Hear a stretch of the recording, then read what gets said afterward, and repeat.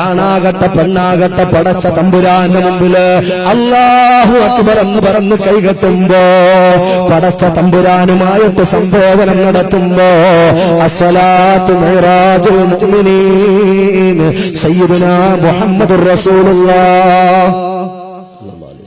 അള്ളാന്റെ ഹബീബായ പ്രവാചകം പറയുകയല്ലേ, നിസ്കാരം മുഅ്മിനീങ്ങൾക്ക് മിറാജാ, നിസ്കാരം മുഅ്മിനീങ്ങൾക്ക് മിറാജാ, നിസ്കാരം സത്യവിശ്വാസികൾക്ക് മിറാജാ.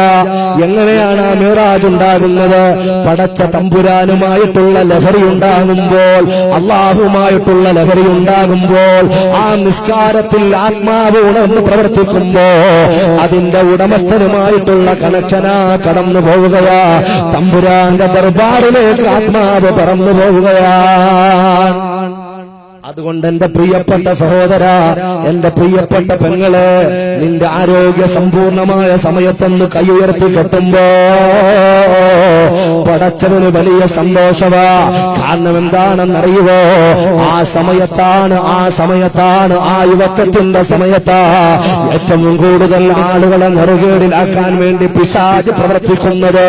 അവന്റെ നെറ്റ്വർക്കുള്ളത്, അവന്റെ പ്രവർത്തന ശൃംഖലയുള്ളത്. അത് ആരോഗ്യ സമ്പൂർണമായ സമയമുണ്ടല്ലോ, അല്ലാഹനെ കണ്ടെത്താനുള്ള സമയമുണ്ടല്ലോ, റബ്ബിനെ അറിയാനുള്ള സമയമുണ്ടല്ലോ.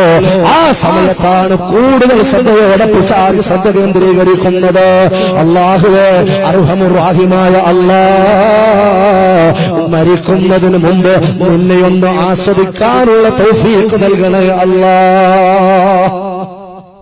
ആ ആസ്വാദത്തിന് വേണ്ടിയിട്ടാണ് മഹാന്മാരായ മുഴുവൻ മഹത്തുക്കളും ഔലിയാക്കന്മാരും സാലിഹീങ്ങളും ഒക്കെ പരിശ്രമിച്ചിട്ടുള്ളത്. എന്റെ പ്രിയപ്പെട്ട സഹോദരങ്ങളെ, വളരെ ഗൗരവത്തിൽ ചിന്തിക്കേണ്ട ഒരു പ്രമേയമാണ്. അതുകൊണ്ട് ആ ആത്മാവ് നല്ലതാണെങ്കിൽ, ആ ആത്മാവിന്റെ പ്രവർത്തനം നല്ലതാണെങ്കിൽ അവന് മുന്നോട്ട് പോകുന്ന ഓരോ ചുവട്ടടികളും പ്രഫുല്ലമാകുന്നതാണ്. മഹാന്മാരോട് അവന് ഇഷ്ടം വരുന്നതാണ്. മഹത്തുക്കളുടെ മേഖലയിലേക്ക് അവന് കടന്നു പോകുന്നതാണ്. കേവലം എന്തെങ്കിലും ഭൗതികതയുടെ പളപളപ്പ് കാണുമ്പോ, ഭൗതികമായ ചുറ്റുപാട് കാണുമ്പോ അവന്റെ മനസ്സ് ചായാതെ ചരിയാതെ ഏക ഇലാഹായ നാഥനിലേക്ക് പോവുകയാണ്. എത്ര വലിയ ഭാഗ്യമുള്ളവരാ നമ്മള്, എത്ര വലിയ ഭാഗ്യമുള്ളവരാ നമ്മള്. പടച്ച തമ്പുരാൻ നമ്മളെ സെലക്ട് ചെയ്തവരാ, അല്ലേ? അള്ളാഹു നമ്മളെ സെലക്ട് ചെയ്ത ടീമാണ്. എന്ന് പറഞ്ഞാൽ, ഈമാൻ എന്ന് പറഞ്ഞാൽ, നമ്മൾ വിചാരിക്കുന്നത് പോലെ ബാപ്പയും ഉമ്മയും മുസ്ലിം ആയതുകൊണ്ട് മുഅ്മിനായതുകൊണ്ട് ചിന്തിക്കണേ. വളരെ പ്രധാനപ്പെട്ട ഒരു പോയിന്റാ. ബാപ്പയും ഉമ്മയും മുസ്ലിം ആയതുകൊണ്ട് ഞാൻ മുസ്ലിമായി എന്ന് ചിന്തിക്കുന്ന ആരെങ്കിലും ഉണ്ടെങ്കിൽ ആ ധാരണ തൽക്കാലം മാറ്റിവെക്കുക. ഞാൻ കുടുംബപരമായിട്ടൊന്ന് മുസ്ലിമായി എന്ന് ചിന്തിക്കുന്നവരുണ്ടെങ്കിൽ എന്റെ പ്രിയപ്പെട്ട സഹോദരങ്ങളെ ആലോചിക്കുക. പരിശുദ്ധമായ ഖുർആനിൽ പറഞ്ഞ നൂഹ് നബിയുടെയും ലൂത്ത് നബിയുടെയും രണ്ട് ഭാര്യമാരെ സംബന്ധിച്ച് തന്നെ പറയുക. എന്താ? അവരാ പ്രവാചകന്മാരെ കൊണ്ട് വിശ്വസിച്ചിട്ടില്ല. അള്ളാഹു അവരെ സെലക്ട് ചെയ്തിട്ടില്ല.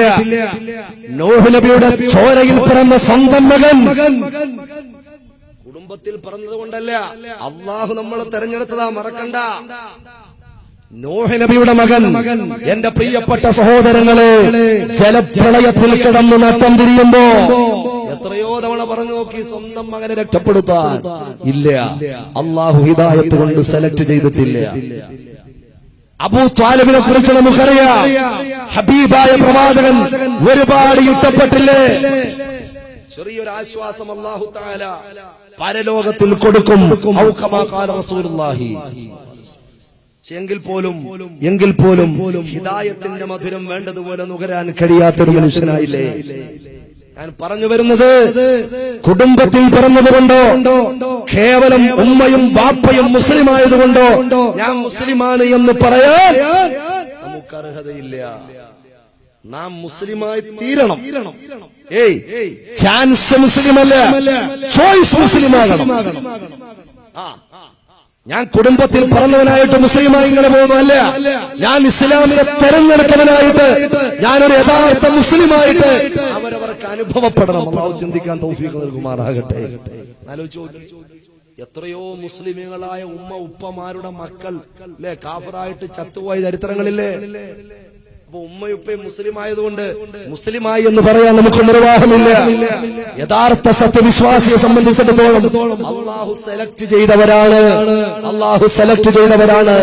അർഹമുർ റഹീമായ തമ്പുരാൻ ചിന്തിക്കാൻ തൗഫീഖ് നൽകുമാറാകട്ടെ. അതുകൊണ്ട് എന്റെ പ്രിയപ്പെട്ട സഹോദരങ്ങളെ, ഈ ആത്മാവിൽ അള്ളാഹു കത്തിച്ചു വെച്ചൊരു പ്രകാശമുണ്ട്. അതുമായി ബന്ധപ്പെട്ട് ഓരോ ഹൃദയത്തിലും അള്ളാഹു തന്നിട്ടുള്ള പ്രകാശമുണ്ട്. ആ പ്രകാശം നഷ്ടപ്പെട്ടു പോയാൽ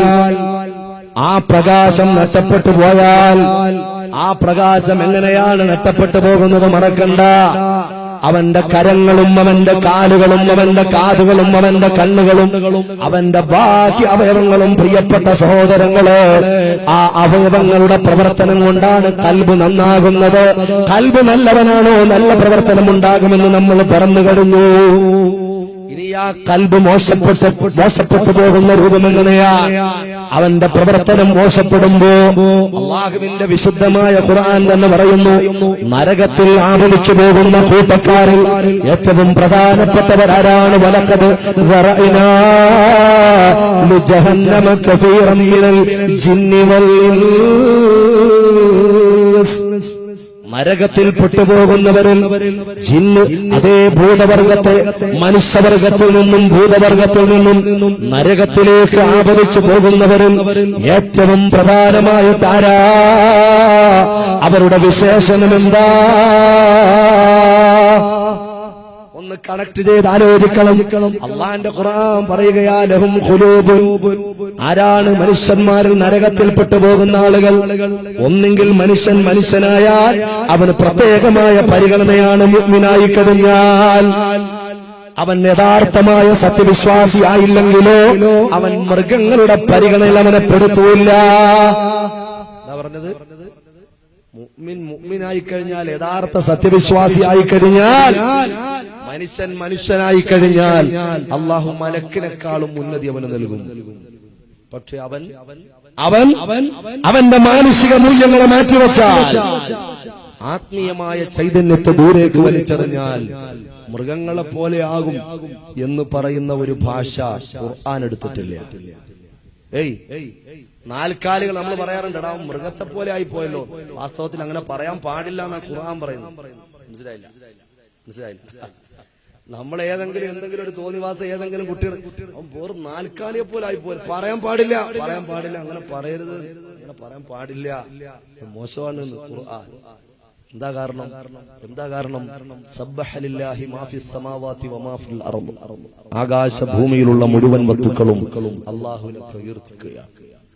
മന്ദമാരുതന്റെ തലോടൽ, ആർത്തിരമ്പി വരുന്ന അലമാലകളുടെ ശബ്ദം, കളകളാരവം, അതുപോലെ എന്തിനേറെ പറയണം ഹബീബ് മുഹമ്മദ് മുസ്തഫ സല്ലല്ലാഹു അലൈഹി വസല്ലം തങ്ങൾ പറയാ, തവളകളെ നിങ്ങൾ കൊല്ലരുത്. കേൾക്കുമ്പോൾ ഒരു അലാറം കേൾക്കുന്നത് പോലെ ഇങ്ങനെ പ്രോക്രോ എന്നൊക്കെ ഇങ്ങനെ വയലിലൂടെ കടന്നു പോകുമ്പോ, തണുപ്പുള്ള പ്രദേശത്തു കൂടി കടന്നു പോകുമ്പോ നമുക്ക് അലോസരമായി അരോചകമായി ശബ്ദം പുറപ്പെടുവിപ്പിക്കപ്പെടുന്ന ഒരു ജീവിയാണെങ്കിലും അത് അള്ളാഹുവിന് ദിക്ർ ചെല്ലുകയാണ് മുഹമ്മദ് മുസ്തഫ. അതുകൊണ്ട് അതിനെ കൊന്നുകളയല്ലേ എന്ന് അള്ളാന്റെ ഹബീബ്. ഞാൻ പറയുന്നത് എല്ലാ മൃഗങ്ങൾക്കും, എല്ലാ ജീവികൾക്കും, എല്ലാ സസ്യങ്ങൾക്കും, എല്ലാ ജന്തുക്കൾക്കും, ഈ അണ്ഡഘടാകത്തിൽ അള്ളാഹു അടയാളപ്പെടുത്തിയിട്ടുള്ള മുഴുവൻ ജീവൻ വസ്തുക്കൾക്കും അവരുടെ ഉത്തരവാദിത്തം അവർ നിറവേറ്റുന്നതിൽ അവര് വിമുഖത കാണിക്കാറില്ല. കംപ്ലീറ്റ് ആയിട്ട് അവരുടെ ഉത്തരവാദിത്തം അവർ നിറവേറ്റിക്കൊണ്ടേയിരിക്കുന്നു. തഫജ്ജറു മിൻഹുൽ അൻഹാർ.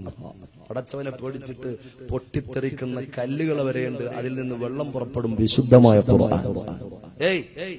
അള്ളാനെ പേടിച്ചിട്ട് പൊട്ടിത്തെറിച്ചിട്ട് വെള്ളം പുറപ്പെടുന്ന കല്ലുകൾ ഉണ്ടെന്ന് ഖുർആൻ. എന്നാലും മനുഷ്യന്റെ കൽബ് അനുകൂല. അതിന്റെ മറ്റൊരു വശം അള്ളാഹു കാത്തിരക്ഷിക്കുമാറാകട്ടെ.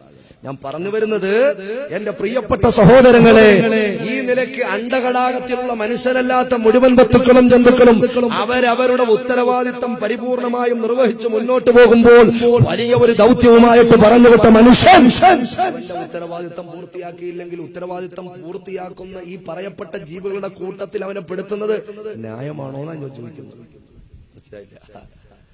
ഈ മൃഗങ്ങൾ അവരുടെ ഉത്തരവാദിത്വം ഡ്യൂട്ടിയൊക്കെ കൃത്യമായിട്ട് അവരുടെ ജീവിതത്തിന് ഫിക്സഡ് ആണ്. ചിന്തിക്കണം നിങ്ങൾ, ഫിക്സഡ് ആണ്. മനുഷ്യന്റെ ജീവിതത്തെ സംബന്ധിച്ചിടത്തോളം ഫിക്സഡ് അല്ല. മൃഗങ്ങളുടെ ജീവിതം അത് ഫിക്സഡ് ആണ്. അള്ളാഹു കറക്റ്റ് ആയിട്ട് ക്രിയേറ്റ് ചെയ്ത് പ്ലാൻ ചെയ്ത് ആദ്യം തന്നെ കൊടുത്തതാണ്.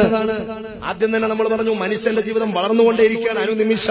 അനുനിമിഷം അവൻ വളർച്ചയിലാണ്, അവന് ബൗദ്ധികമായ കഴിവുണ്ട്. പക്ഷേ മൃഗങ്ങളെ നമുക്കറിയാം. ഒരു ഉദാഹരണം ഞാൻ പറയുന്നു. മനുഷ്യോൽപ്പത്തിയുടെ നായകൻ അബുൽ ബശർ ആദം അലൈഹിസ്സലാത്തു വസ്സലാമിന്റെ കാലഘട്ടത്തിൽ ഒരു കിളി എങ്ങനെയാണ് മരക്കൊമ്പിൽ കൂടുവെക്കുന്നത്? ഇപ്പോൾ ഈ IT യുഗത്തിലും ഇൻഫർമേഷൻ ടെക്നോളജിയുടെ യുഗത്തിലും ആ കിളി കൂടുവെക്കുന്നത് അതുപോലെ തന്നെയാണ്. പറഞ്ഞത് ഫിക്സ്ഡ് ആണെന്ന് പറഞ്ഞു. ഒരു കന്നുകാലി അതിന്റെ അന്നം അന്വേഷിച്ച് പുറത്തേക്ക് പോകുന്നത് എങ്ങനെയാണ്? അന്നത്തെ കാലഘട്ടത്തിൽ ഇന്നും അതേപോലെ. മനുഷ്യന്റെ അവസ്ഥ ഒന്ന് ആലോചിച്ചു. മനുഷ്യന്റെ അവസ്ഥ ആലോചിച്ചോട്. ഒരു വീടെടുക്കുമ്പോ, ഒരു പുരപണിയുമ്പോ നമ്മൾ പറയും അത് വേണ്ട, അതിപ്പോ ഔട്ട് ഓഫ് ഫാഷനാണ്, 5 വർഷമായിട്ടുള്ള മോഡൽ മാറിയിട്ട് 5 വർഷം. ആ മോഡൽ വേണ്ട, അത് പഴയതാണ്. ഇപ്പോഴത്തെ മോഡൽ ഇങ്ങനെ ഫ്ലാറ്റ് ആയിട്ട് പോകുന്നതാണ്. അപ്പൊ ആ മോഡൽ മതി. നമ്മളൊരു രജിസ്റ്റേർഡ് വാഹനം എടുക്കുന്നു, സുബ്ഹാനല്ലാഹ്, അടുത്ത മാസമായപ്പോഴത്തേക്ക് പുതിയത് വേറെ ഇറങ്ങി. അപ്പൊ അത് പഴയതായി. ഇങ്ങനെ മനുഷ്യൻ അവന്റെ പരിസ്ഥിതിയും പരിതസ്ഥിതിയും ഇങ്ങനെ മാറി മാറി മാറി മുന്നോട്ട് പോകുമ്പോ ഏതൊരു ക്രിയേറ്റിംഗിലാണോ മൃഗങ്ങൾക്കും മറ്റുള്ള ജീവികൾക്കും അല്ലാഹു രൂപപ്പെടുത്തിയിട്ടുള്ളത്, ആ ഉത്തരവാദിത്തം കൃത്യമായിട്ട് പടച്ച തമ്പുരാന്റെ ഭൂമിയിൽ ആ മൃഗങ്ങൾ മുന്നോട്ട് ചെയ്തു പോകുമ്പോൾ വലിയ ഒരു ദൗത്യവുമായി പറഞ്ഞുവിട്ട മനുഷ്യൻ അവരുടെ ദൗത്യ പൂർത്തീകരണത്തിൽ പിന്നോട്ട് വലിച്ചാൽ ഈ മൃഗങ്ങളെ പോലെ എന്ന് പറഞ്ഞാൽ അതൊരിക്കലും നീതിയല്ല. അല്ലാഹുവിന്റെ ഖുർആൻ പറയുന്നു, ലഹും ഖുലൂബുൻ ലാ യഫ്ഖഹൂന ബിഹാ. മൃഗങ്ങൾക്ക് ഇല്ലാത്ത വിശേഷണമാ പറയുന്നത് മറന്നു പോകണ്ട. ലഹും ഖുലൂബുൻ, അവർക്ക് ഹൃദയങ്ങളുണ്ട്, ചിന്തിക്കാനുള്ള സംവിധാനങ്ങൾ അവന് കൊടുത്തിട്ടുണ്ട്. പക്ഷേ ലാ യഫ്ഖഹൂന ബിഹാ, എന്ത് കണ്ടാലും അവൻ ചിന്തിക്കൂല, എത്ര കണ്ടാലും അവൻ ചിന്തിക്കൂല, എങ്ങനെ കണ്ടാലും അവൻ ചിന്തിക്കൂല. ആരൊക്കെ എത്രയോ പരലോകത്തേക്ക് പ്രയാണം നടത്തിയ ആളുകളുടെ മുഖം കണ്ടിട്ടുണ്ട്. പക്ഷേ പരലോകത്തേക്കുള്ള പ്രയാണത്തിന്റെ വഴിയിലുള്ള ക്യൂവിലാണ് നമ്മളെന്നും മറന്നു പോകുന്നു. ഓരോ ആളുകളും ഇങ്ങനെ ക്യൂവിൽ നിൽക്കുക, മരണത്തിന്റെ ക്യൂവില്, പരലോകത്തേക്കുള്ള പ്രയാണത്തിന്റെ ക്യൂവിലാ ലോകത്തെ മുഴുവൻ മനുഷ്യരും. മുമ്പേ നിന്ന ആളുകളൊക്കെ ഇങ്ങനെ പോകുന്നു. റെയിൽവേ സ്റ്റേഷനിൽ ടിക്കറ്റ് എടുക്കാൻ ക്യൂ നിൽക്കുന്നത് പോലെ, പാസ്പോർട്ട് ഓഫീസിൽ ക്യൂ നിൽക്കുന്നത് പോലെ, അല്ലെങ്കിൽ ഹോസ്പിറ്റലിൽ OP ടിക്കറ്റ് എടുക്കാൻ നിൽക്കുന്നത് പോലെ ക്യൂവിൽ നിൽക്കുന്ന ആള് സുബ്ഹാനല്ലാഹ്. ഓരോ ആളുകളും ഇങ്ങനെ മുമ്പോട്ട് ടിക്കറ്റ് കിട്ടി പോവുകയാ. നമ്മളും മരണത്തിന്റെ ക്യൂവില. മറന്നു പോകണ്ട സഹോദരങ്ങളെ. ആ നിരക്ക് നാം ജീവിക്കുമ്പോ പരലോകത്തെ കുറിച്ചുള്ള ചിന്ത എത്രയാണ് ഞാൻ ചോദിക്കുക എന്റെ പ്രിയപ്പെട്ടവരോട്. ലഹും ഖുലൂബുൻ, അല്ലാഹുവിന്റെ ഖുർആൻ ചോദിക്കുക,